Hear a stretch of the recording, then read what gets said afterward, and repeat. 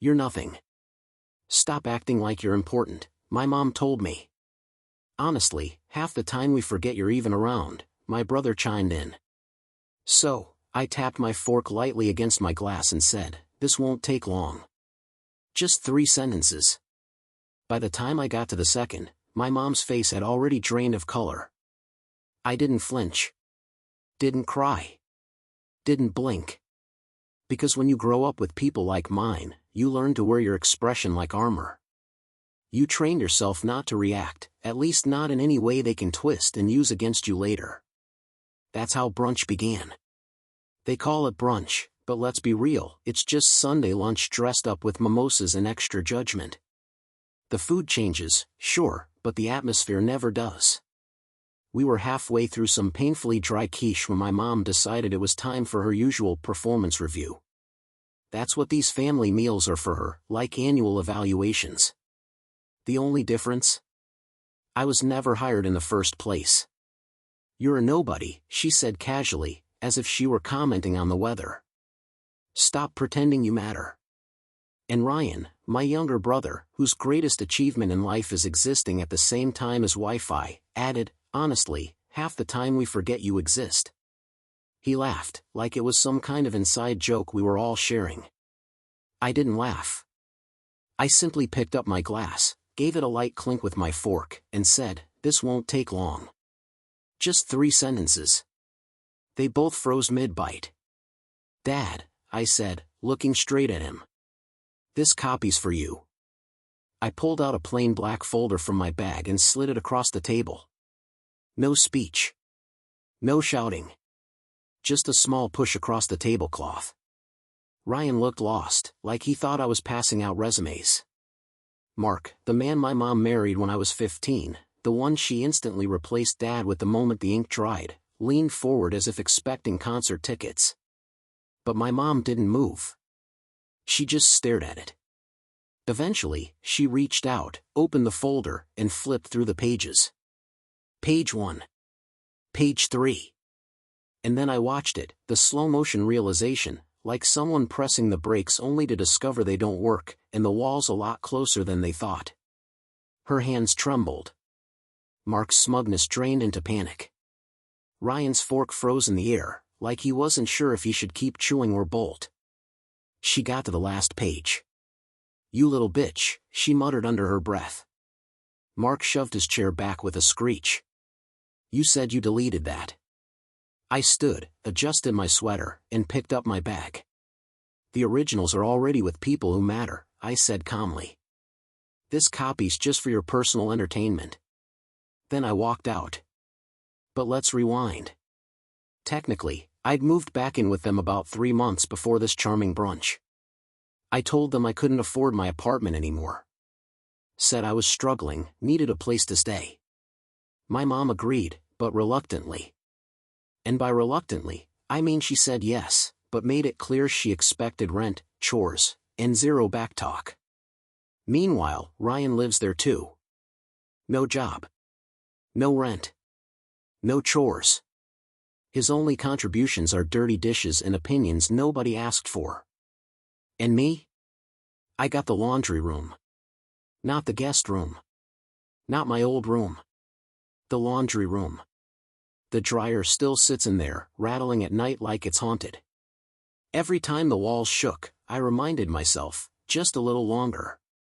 Just until I got what I came for. Because I wasn't there to reconnect. I wasn't sitting there because I had nowhere else to be. I was there because I knew there were things they never thought I'd uncover, and I fully intended to uncover them. None of that, though, showed on my face at brunch. At brunch, I poured the orange juice, passed the butter, and smiled politely when Mark made those awkward, recycled jokes about millennials not knowing how to do laundry, ironic, considering I was the one actually doing his. I said thank you when my mom handed me a napkin as if she'd just performed some grand favor. No one asked how my job was. No one asked what projects I was working on. The closest thing to interest was, do you still drive that little car? For Christmas, I got a mug that read somebody's favorite daughter, which was hilarious since I'm pretty sure they only wrapped it that morning. Ryan, meanwhile, got a brand new smartwatch and a trip to Cancun for his mental health. I got stuck vacuuming the stairs. So, yeah, that moment at brunch? It wasn't really planned. But when it came, it felt inevitable. And when I saw her face drain of color, when I caught Mark's eyes dart toward the door like he was calculating how fast he could escape, when Ryan finally went silent for once, I knew I'd struck the nerve. I didn't need to yell. All I had to do was tell the truth. And I was nowhere near finished. You know how some people talk about their childhood like it was some goofy sitcom? Filled with inside jokes, quirky family rituals, embarrassing birthday party memories that everyone laughs about now. Yeah, mine wasn't that. My childhood was less Full House and more Survivor, just without the $1 million prize. From the outside, we looked like the perfect family. Holiday cards with stiff smiles, vacations carefully pasted into scrapbooks, a refrigerator covered in Ryan's awful doodles like he was some kind of budding Picasso. But on the inside? It felt like being trapped in a group project where I carried all the work and still got blamed when the grade came back bad. Ryan was always the golden boy. The star. The one who could break things and still be called spirited. I once spilled a cup of juice and got banished to my room for being careless and dramatic. After a while, I honestly started wondering if they sometimes forgot I even existed. I still remember being 9, coming home so excited because I'd won a small art contest at school. Nothing major, but I was proud. I showed Mom my little certificate. She glanced at it and said, "You should really focus more on science. Art won't take you anywhere." That same week, Ryan brought home a participation ribbon for Best Listener. She framed it. Things like that pile up. They wear you down in ways nobody else can see. You start to wonder if maybe it's you, maybe you really are less interesting, less lovable, less worth the effort. The only one who didn't treat me like background noise was my dad. He wasn't flashy. He didn't give speeches or try to win awards for parenting. But he was there. He helped with homework, made the best grilled cheese sandwiches, let me go on and on about the books I was reading, and actually remembered what I said. He was steady, quiet. I never understood why my mom always seemed irritated with him, like his very presence offended her. But looking back, she treated him the same way she treated me. Which, in hindsight, says more than I realized at the time. I didn't question it. Not until everything cracked open. I was 12, sitting in the living room, eating plain popcorn while half watching a show I didn't care about. Ryan was upstairs. Mom was scrolling on her phone. She suddenly clicked off the TV and told me she had something serious to show me. And that's never a good sign. She scrolled through her phone, held the screen out to me, and said, "This is from your father. You need to understand the kind of man he really is." The text was short, just one sentence. "If you take her, I'll kill you both." I remember staring at it, my mind unable to process what I was seeing, like something inside me just froze. She told me he was dangerous, that she had always known something wasn't right about him, and that she was filing for full custody to keep me safe. She rubbed my back like she was the savior in all of this, assuring me I didn't have to be afraid anymore. I didn't cry at first. I just sat there, stunned, like the ground had vanished beneath me and I was still falling. Then came the court hearings, the silence, the restrictions, no calls, no visits, no "we'll figure this out." Just, done.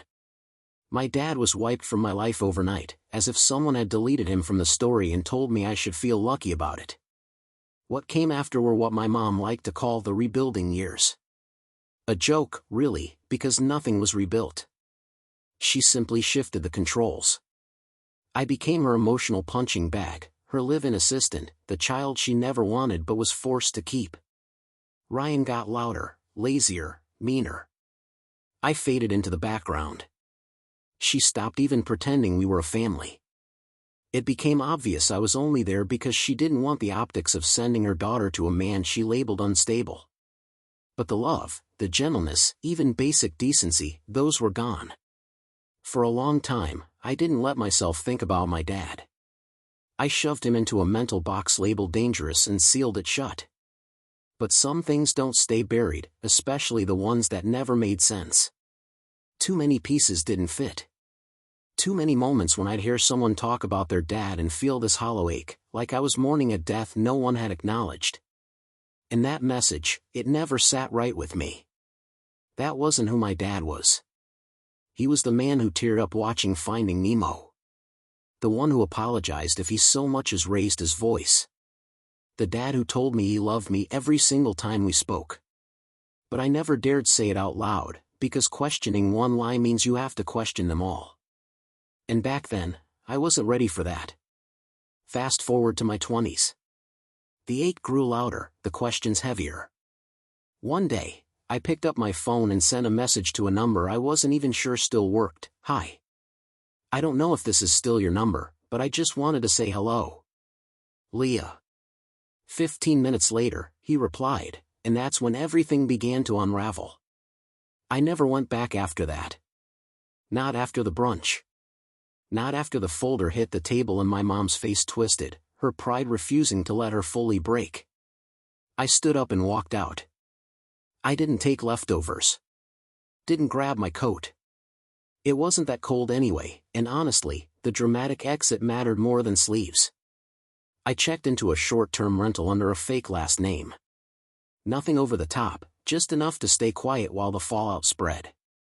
2 hours later, my brother texted me, "What the hell did you just do?" Then another, "Mom's losing it. Mark's yelling. They won't tell me anything." I didn't answer, not because I didn't want to, but because I wanted them to sit in it. To sweat through their polo shirts and wonder how their carefully built tower of lies suddenly collapsed. I wish I could say I'd been plotting this from the start, but the truth is it all began with a hunch on a sleepless night. I was 23, lying awake, replaying that message my mom had shown me when I was 12. "If you take her, I'll end both your lives." That was the line that made me cut my father out as though he were a disease. The reason I became afraid of my own memories. But as I grew older, it stopped making sense. My dad was the kind of man who made pancakes shaped like animals, who actually said things like safety first without irony. He wasn't the type to send violent threats. One night, I finally sent him a text, "Hi, I don't know if this is still your number, but I just wanted to say hello." 15 minutes later, he wrote back, "Leah, I've been waiting 10 years for this." 3 days later, we met at a park, neutral ground. I half expected him to look hardened, colder, as if the dad I remembered had been just a child's fantasy. But he looked the same, only grayer, a little smaller. We sat on a bench and made it through 2 cups of coffee before I asked him about that message. He didn't flinch. He simply shook his head and said, "I didn't write it. I didn't send it. I never would. No begging. No tears. Just an apology." And I believed him. He understood why I hadn't before, but this time, my gut went silent the moment he said it. That's what convinced me. So, I began digging. At first, I had no idea what I was even looking for. I wasn't a hacker. I wasn't some conspiracy nut. I was just a daughter desperate to learn the truth. So I did something about it. I trained, got licensed, and became a private investigator. Not the trench coat kind, more like the digital forensics, paperwork, and records kind. Bank traces, metadata, pulling files, the unglamorous side. Once I had that in place, I moved back home. I told Mom I'd lost my job, couldn't afford rent, needed a little help. She rolled her eyes, said I could stay in the laundry room, and still put me on dish duty to earn my keep. That's when I found it. It started with an old laptop stuffed behind some sweaters. Password protected, but nothing I couldn't crack. Inside were folders with messy names like Legal One, Assets Backup, and, unbelievably, Do Not Open. Of course, I opened it. And there it was, the draft of the threatening message. "If you take her, I'll kill you both." Written in a Word doc, saved 5 days before she claimed it was sent. There were edits, margin notes, even a comment bubble that read, "Too dramatic." But that wasn't the worst part. I found emails between her and Mark, back when they were just friends. messages about making Dad look unstable, about protecting the money. And speaking of money, she had always claimed Dad lost it all in a bad divorce investment. That half their assets had simply vanished. But tucked away in another folder, because of course she backed everything up, I discovered scanned bank statements, wire transfers to shell companies, all under Mark's name. Fake accounts. Fake paperwork. They'd stolen it all. The house, the business, the custody arrangement. Everything. They'd taken it and left my dad with nothing but a ruined name. So yes, I printed it all. Made copies. Handed one to my dad across the brunch table. That copy was just for him, a keepsake. Back to now. 3 nights after I walked out, there was a knock on my door. Through the peephole, I saw him. Dad. He didn't say hello. He just stood there, tired smile on his face, and said, "I got the call. It's happening." The lawyer had already filed. The case reopened. The process to return the money, the house, and clear his name, it was underway.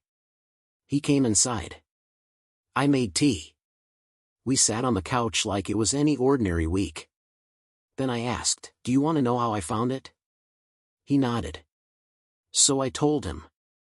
Not everything, not yet, but enough. When I finished, he said quietly, "You didn't have to do this." And I answered, "I didn't do it for you. I did it for me." That's when the text started. From Ryan, "What are you doing? Are you really blowing up the whole family over old history? This is too much. You made her cry." Then from Mom, 1 line. "You're not finished. Don't think you're finished." Charming. I didn't reply to a single one of their messages, because I already knew what was about to happen. What they didn't know was just how much I still had left to put on the table. It didn't take long. 2 days after Dad filed, the legal notice arrived. Certified mail. Thick envelope. The kind that makes everyone's stomach drop the second they see it in the mailbox. I wasn't there when it showed up, but I heard about the scream. Apparently, Mom opened it in the kitchen, read the first page, and dropped her wine glass. Red wine spilling across the counter in the middle of the day. Mark tried to act unfazed, which was laughable considering his name showed up on page 2. I can only imagine how quickly he typed into Google what happens when offshore accounts are uncovered. And Ryan, poor, clueless Ryan, was still texting me like I was just going through a phase. "You don't have to do this. We can fix it." Fix what, exactly? The fake messages, the stolen money, the way they treated me like a disposable extra for 2 decades? Sorry, pal. That ship burned long ago. The court filings were airtight. Emails, drafts, bank statements, laid out in black and white. My folder wasn't just proof, it was a full audit. The judge didn't drag his feet either. He wasn't being vengeful, just decisive. He called it a pattern of deceit that endangered custody, finances, and safety. Translation, they lied, again and again, on record. The ruling? Full restitution. Every cent had to be repaid, with penalties and interest. They were ordered to liquidate the house, the cars, even the investment accounts. Mark tried to argue he was in the dark. Claimed he trusted his wife's financial planning. That would have been believable if he hadn't literally signed the transfers himself. Within 3 weeks, the house was sold at a loss. Mom ended up in a cramped 2-bedroom condo with leaky pipes and no insulation. For the first time in her life, she didn't throw a housewarming. But her flair for drama wasn't finished. A week after the ruling, she took one last swing. She made a Facebook profile in my name. Same picture, same bio, even copied an old post word for word. Then she started posting wild accusations, that Dad abused her, that I was unstable, that we'd hacked her accounts. Pathetic. And stupid. It took the digital forensics guy about 15 minutes to trace the account back to her Wi-Fi. Same IP, same browser history, same laptop she used for streaming Pilates. The judge didn't even look angry. He just stared at her like she was a puzzle with missing pieces. "Miss Hartwell," he said, "you forged a message, stole from your ex-husband, and now you're impersonating your daughter online." She tried to cry, but the tears fell flat. Even Mark wouldn't meet her eyes. As for Ryan, he disappeared the moment the money dried up. No loyalty, no explanation, just a quiet Instagram unfollow. I assume he's still scrambling for a job that doesn't involve a resume or accountability. He never texted again. And that was fine by me. Dad bought a new place. Not a mansion, just a modest home with a yard and a porch that caught warm afternoon light. He called it peaceful, which was code for no echoes of my ex-wife's voice in the walls. He invited me over the day he got the keys. When I walked in, he handed me a mug of coffee and said, "No speech. Just thanks." And that was enough. We sat in silence for a while. Not the uncomfortable kind, just the kind where your body finally remembers it doesn't need to brace for impact anymore. He asked what my plans were. I told him, live. Like I don't have to start from zero. He nodded. Good plan. A week later, Mom sent me an email. Yes, email. Subject line, "You'll understand one day." The body was exactly what you'd expect. A mix of "I did what I had to, you betrayed your family, and you were always ungrateful." She signed it, "Love, Mom." I didn't reply. I archived it under a folder I labeled unsolicited fiction. There was no grand reveal, no viral TikTok, no essay about healing. I wasn't after revenge. I just wanted quiet. And I got it. No more defending myself. No more explaining why I felt like a guest in my own family. Just silence. A fridge with real food. A living room that feels like mine. A dad who makes dumb jokes and never turns them into weapons. They used to call me a nobody. Said it out loud, said it behind my back, said it at brunch. But the funny thing about nobodies? We pay attention. We remember. We learn how broken systems work. And when we finally speak, it isn't a scream. It's documents. They said I didn't matter. Turns out, I was the only one keeping score. Some days I wonder if I went too far. If maybe I should have stayed quiet, built my life, and left their mess buried. But then I remember how long I stayed silent. How much I ignored. How much they relied on me doing exactly that. So no, I don't regret it. But I do wonder, what do you think? Did I make the right call? Would you have walked away, or handed over the folder? Tell me in the comments. And if you want more stories like this, don't forget to subscribe.